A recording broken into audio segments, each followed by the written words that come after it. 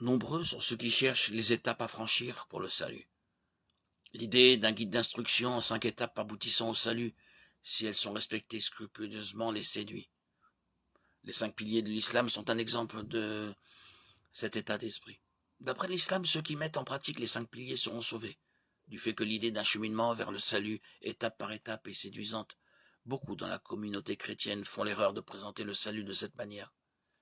Le catholicisme compte 7 sacrements. Diverses dénominations chrétiennes ajoutent le baptême, la confession biblique, le renoncement au péché, le parler en langue, comme des pas successifs à franchir vers le salut.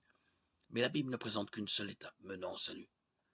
Quand le geôlier de Philippe a demandé à Paul que faut-il que je fasse pour être sauvé, Paul a répondu: crois au Seigneur Jésus, et tu seras sauvé. Acte 16, 30, 31. La foi en Jésus-Christ comme sauveur est la seule étape du salut. Le message de la Bible est parfaitement clair. Nous avons tous péché contre Dieu. Romains 3, 23. À cause de notre péché, nous méritons d'être éternellement séparés de lui. Romains 6, 23. Dans son amour pour nous, Dieu a pris sur une forme humaine et est mort à notre place, prenant la punition que nous méritions. Dieu promet le pardon des péchés et la vie éternelle à tous ceux qui acceptent Jésus-Christ comme leur sauveur, par la grâce, par le moyen de la foi.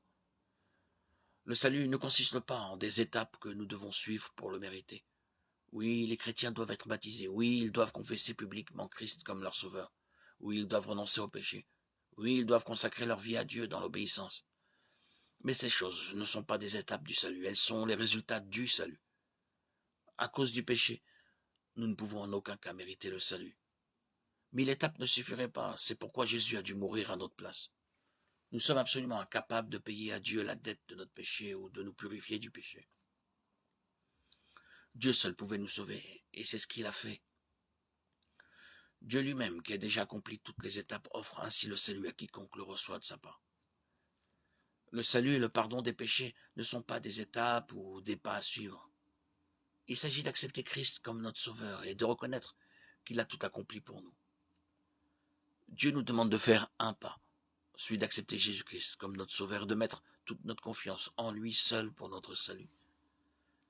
C'est ce qui distingue la foi chrétienne de toutes les autres religions du monde, qui ont toutes une liste d'étapes à suivre pour obtenir le salut. La foi chrétienne reconnaît que Dieu a déjà accompli toutes ces étapes et nous invite tout simplement à l'accepter par la foi.